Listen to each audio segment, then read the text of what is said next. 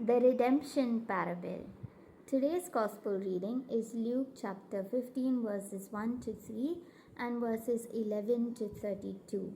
So, today's reading is most commonly known as the parable of the prodigal son. However, I feel that it is a redemption story and it is the story of two sons. And if we look at the Bible reading today, we have Jesus tell us this parable because the Pharisees and the scribes were complaining and grumbling that Jesus is spending a lot of time with tax collectors and people that were considered to be as not good or religious people having good characters. And then Jesus tells this story of a loving father with two sons. And both the sons, if we notice, have a disassociated relationship with the father. We have the younger son on one hand who is asking the father of his inheritance, and to be fair, the inheritance is something that is kept for the son because he is his father's son. And yet, this younger son is asking just the monetary value, his inheritance from his father, but doesn't want to do anything with his father or be associated with his father. And he wants to take this inheritance and he chooses his own independence and chasing of all these temporary pleasures that life has to offer. However, in the due course of time, when everything is over, all his inheritance has been spent, he realizes that his life is empty and having no purpose, and he is totally broken. Whilst on the other hand, we have the elder son who chooses to stay back with his father, but he is not wanting to be associated with his father. So the relationship with his father is absent. Though he's doing his duties, his heart is absent in the performance of his duties. He is trapped in doing these duties without love.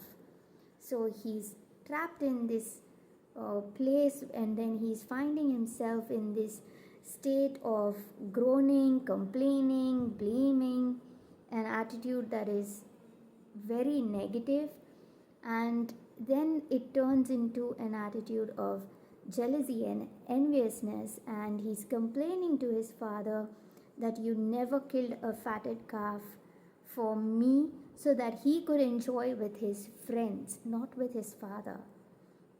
And for us, it's important to know that which of the two sons, in which category do we fall in.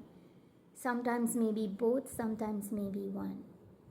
And this younger son, however, he realizes that his love of his father, and he is more at home, he's happier in his father's house alongside his father than anywhere else. And so he decides to return home, and his father is waiting for him in open arms. So however far we think we are from being good or far from heaven, if we feel that we are so far out that there's no hope for us, but remember, the Father is always waiting for us with open arms. The path to redemption is always open to us, regardless of our past or how far gone we think we are. And then we see that this father, when he is waiting for his son to return, and as soon as he spots his son from the distance, he rushes out to greet him. He embraces him, and then he tells his servant to put on the best robe on him, meaning is restoring his glory back to the son. Then he tells the servant to put on a new ring on his finger. So the father is giving his son the Father's authority, restoring his sonship back to his Son. He puts new shoes on his Son's feet, indicating that his Son is still a free man. He can still choose to stay or go. He still has his free will. He is not under slavery or any kind of bondage. And then he tells to kill the fatted calf so that they can have a feast.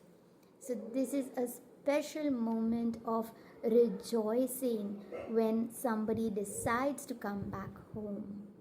So, wherever you are today, realize that the Father we have in heaven is just waiting for you to return back to his embrace. This is my short reflection for today's gospel reading. God bless you. I will see you tomorrow.